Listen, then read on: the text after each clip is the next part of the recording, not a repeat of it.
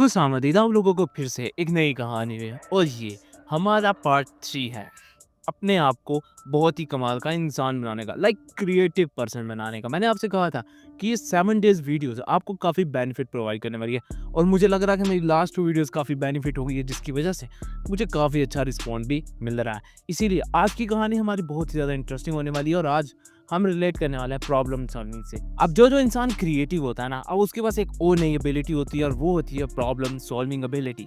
ये हर इंसान के पास इतनी ज़्यादा नहीं होती है, लेकिन जो क्रिएटिव लोग होते हैं ना उनके पास ही होती है। वो क्योंकि वो इसके ऊपर काम करते हैं, उन्हें अच्छे से पता होता है कौन से स्टेप हमारे लिए बेनिफिट है और कौन से नहीं।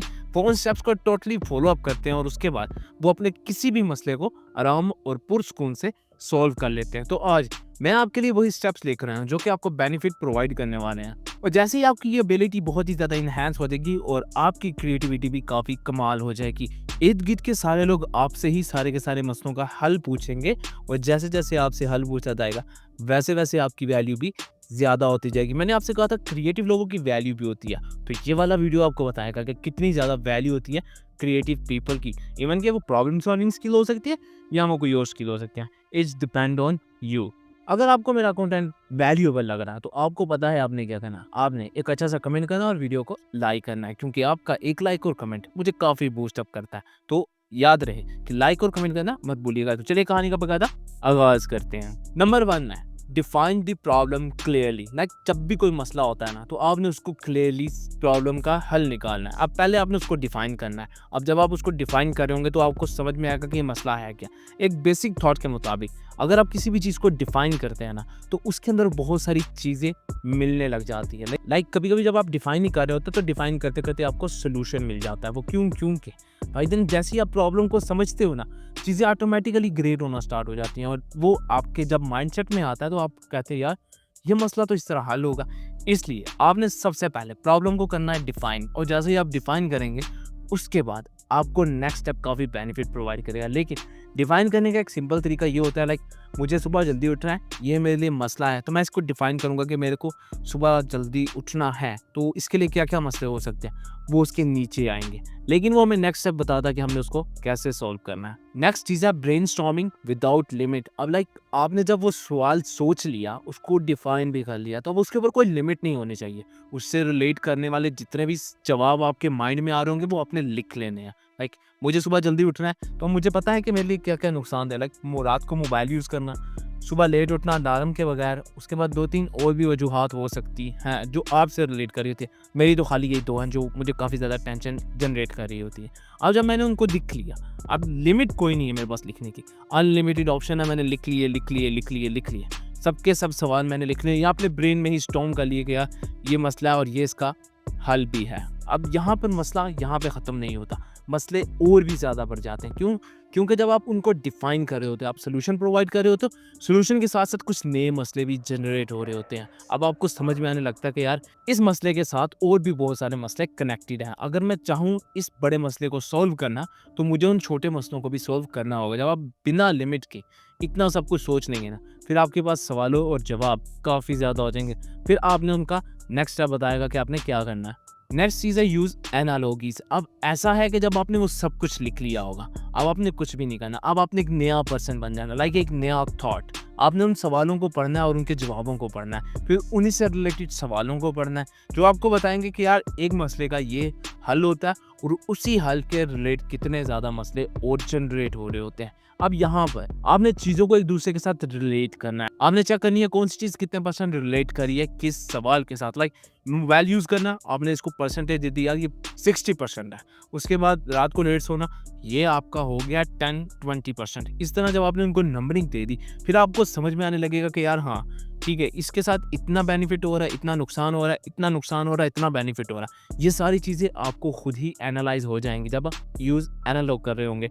यहाँ पे हर चीज़ आपको खुद डिफाइन करनी होगी, मैं नहीं कह रहा। ये सवाल जब आप खुद लिख रहे होंगे तो वो आपको खुद कहेंगे कि यार ये मसला है, इसको हल कैसे किया जाए। ये हर चीज़ आपके उसी सवालों के जवाब में आपको मिल रही होगी। अब जब आप नया स्टार्ट लेंगे, एक नया थॉट आएगा, आप एक ऐसे पर्सन है जो जल्दी सोता है, तो आप उन सारे सवालों को देखेंगे एक नए जर्नी के साथ, एक नए थॉट्स के साथ, एक नए पर्सन के साथ। जब आप उसको देख रहे होंगे ना तो आपको समझ में आने लगेगा यार ये चीज़ें भी ठीक है, ये चीज़ें नहीं ठीक है, वो चीज़ें ठीक है और वो चीज़ें भी नहीं ठीक है। क्योंकि एक नया इंसान नए थिंकिंग एबिलिटी के साथ सोचता है, नया पर्सपेक्टिव लेकर आता है। अब वही पर्सपेक्टिव आपको मिलेगा, जब आप उसको यूज़ करेंगे तो आपको बेनिफिट और नुकसान सारे के सारे नज़र आना स्टार्ट हो जाएंगे। याद रहे कि इसके लिए आपको 2 पर्सनैलिटीज़ चाहिए, एक आपकी और एक न्यू जनरेटर की, जो कि आपको हेल्प आउट करेगा कि कैसे आप मसलों को हल कर सकते हैं। बट एक मसला अभी भी आ रहा है, और वो ये कि क्या वाक़ई में ऐसी एबिलिटी हमारे लिए हेल्पफुल हो सकती है?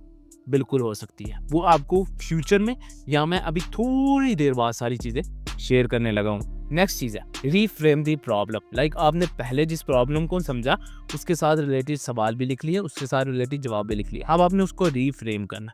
आपने चेक करना कि यार कौन सी चीज़ टॉप पर है जिसको मुझे पहले सॉल्व करना है। उसके बाद देखना कौन सी चीज़ है जिसको बाद में, और सबसे एंड पे वो चीज़ होगी जिसको आपको कभी-कभी चेंज करना है। मोस्टली लाइक मैं रात को लेट सोता हूँ, तो इट्स डज़न्ट इफेक्ट इट। लेकिन मोबाइल पे अलार्म लगाना इज़ वेरी इंपॉर्टेंट, तो इसको आपने टॉप एंड पे रखना है। और जैसे ही आप ये काम और निज़ाम खुद ब खुद करेंगे ना, तो चीज़ें आपको समझ में आने लगेगी।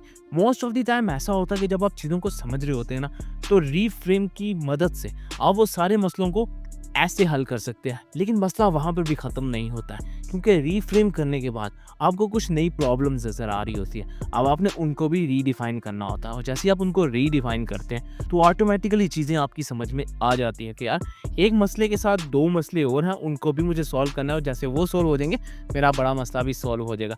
ये वाली चीज़ जो है ना, बहुत बड़े-बड़े बिज़नेसेस यूज़ करते हैं। लाइक उन्होंने कोई नया प्रोडक्ट मार्केट में लेकर आना, तो वो पहले मार्केट रिसर्च करते हैं। मार्केट रिसर्च के बाद उसके अंदर की प्रॉब्लम्स वो देखते हैं। प्रॉब्लम से रिलेटेड प्रॉब्लम्स को देखा जाता है। उसके बाद उसके सवालों के जवाब दिए जाते हैं। उन जवाबों के अंदर से भी सवाल जनरेट करके फिर से सवाल दिए जाते हैं, जो कि आपको हेल्प करते हैं कि कैसे आपका प्रोडक्ट मार्केट में सक्सेसफुल होगा या नहीं होगा। तो अगर आपने मेरा वीडियो यहाँ तक देख लिया, तो मुझे लग रहा है कि आपको मेरा वीडियो काफ़ी ज़्यादा अच्छा लग रहा है। तो अगर वीडियो अच्छा लग रहा है, तो आपको पता है आपने क्या करना है। आपने मेरे चैनल को करना सब्सक्राइब, जल्दी-जल्दी सब्सक्राइब कर दो, क्योंकि मैं सोच रहा हूँ कि क्यों ना 1000 सब्सक्राइबर के बाद आप लोगों के लिए एक नई सीरीज़ का आगाज़ किया जाए, जो कि बहुत ही ज़्यादा बेनिफिट होने वाली है। मेरे लिए नहीं, आप लोगों के लिए, क्योंकि मैं कुछ नई स्किल्स के ऊपर काम कर रहा हूँ, और जैसे वो मेरी स्किल्स अवेलेबल हो जाएंगी, तो वो सारी चीज़ें मैं आप लोगों के लिए लाज़मी लेकर आऊँगा। याद रहे कि those skills are very beneficial for you in 2025। अगर आप इनको लेट करेंगे, तो 2026 से मैं वो चीज़ें नहीं लेकर आने वाला, क्योंकि तब तक बहुत सारी नई चीज़ें मार्केट में आ जाएँगी। तो जल्दी-जल्दी सब्सक्राइब कर लो, ताकि मेरे ज़्यादा सब्सक्राइबर हो जाए, आपके लिए कुछ नया-नया लेकर आऊँ। नेक्स्ट चीज़ है कोलैबोरेशन विद न्यू इनसाइट्स। अब ऐसा है कि कुछ नए लोगों के साथ कोलैबोरेशन करनी है, कुछ नए लोगों के साथ मिलना है, अपने मसलों को उनके साथ शेयर करना है, और जैसे ही आप मसलों को शेयर करेंगे, तो आपको उनका पर्सपेक्टिव भी मिलेगा। अब पर्सपेक्टिव बहुत इंपॉर्टेंट होता है किसी भी मसले को हल करने में, किसी भी मसले में से मसला जनरेट करने के लिए, और किसी भी सॉल्यूशन को ख़राब करने के लिए, क्योंकि पर्सपेक्टिव बहुत बड़ा इम्पैक्ट डालता है। अब आहिस्ता-आहिस्ता करके इस वक़्त हमारे पर्सपेक्टिव को चेंज किया जा रहा है बहुत सारे नज़रियों के मुताबिक, लेकिन मैं उनकी बात बिल्कुल नहीं करने वाला, क्योंकि मुझे समझ खुद नहीं आती कि वो ऐसा क्यों करते हैं। लेकिन उसके ऊपर मैं रिसर्च पेपर बना रहा हूँ। जैसे ही वो रिसर्च पेपर मेरा मुकम्मल होगा, I will definitely share with you guys. आपने नए लोगों के साथ कोलैबोरेशन कर ली, आप नए लोगों के साथ मिले। जब आप उनसे मिलते हैं, तो आपको बड़ा कुछ नया सीखने को मिलता है। लाइक एक ऐसा इंसान है जिसकी डेली रूटीन बहुत ही ऑसम है। जब आप उससे मिलते हैं, तो आपको लगेगा कि यार इस इंसान का जो लाइफस्टाइल है ना, काफ़ी ज़्यादा ग्रेट है। फिर आप आहिस्ता-आहिस्ता करके खुद भी वैसे होने की कोशिश करेंगे। अपनी लाइफ से जो फ़िज़ूल की चीज़ें उनको निकाल देंगे, और जितनी भी अच्छी चीज़ें उनको अडॉप्ट करेंगे। वो क्यों? क्योंकि आप भी समझते हैं the value of now, the value of power. हम लोगों को ये चीज़ तब बताई जाती है जब हम लोग इनको इग्नोर कर रहे होते हैं, लेकिन मोस्टली अब हम इग्नोर नहीं करेंगे, अब हम अडॉप्ट करेंगे। इनसाइट हमें बताता है कि कैसे आपने न्यू कोलैबोरेशन के साथ अपनी चीज़ों को चेंज करना है, और आपको ये चीज़ समझने के लिए अपने इर्द-गिर्द के माहौल को रीफ्रेम करना होगा। अब रीफ्रेम करते हुए आपने कुछ ऐसे लोग अपने इर्द-गिर्द रखने हैं, जिनकी लाइफ़स्टाइल या जिनकी रूटीन टोटली आपकी रूटीन जैसी है। लाइक जो नई रूटीन आप जनरेट करना चाहते हैं, जब वो नई रूटीन आपके इर्द-गिर्द आएगी, ऑटोमेटिकली आप अडॉप्ट करेंगे, और जब आप उनको अडॉप्ट करेंगे, तो चीज़ें काफ़ी हद तक आप खुद ही अरेंज करेंगे। मैंने ये पर्सनली एक्सपीरियंस किया है, क्योंकि इर्द-गिर्द का माहौल काफ़ी ज़्यादा इम्पैक्ट डालता है हर इंसान के ऊपर। लास्ट चीज़ है experiment. Experiment is very important in every field. आप लोगों ने जब एक्सपेरिमेंट किए होंगे ना, तो आपको बड़ा कुछ नया सीखने को मिलेगा। लाइक नई रूटीन की बात कर रहा हूँ, जो हम लोगों ने चेंज या बनानी है, तो उसके लिए आप एक्सपेरिमेंट करते हैं।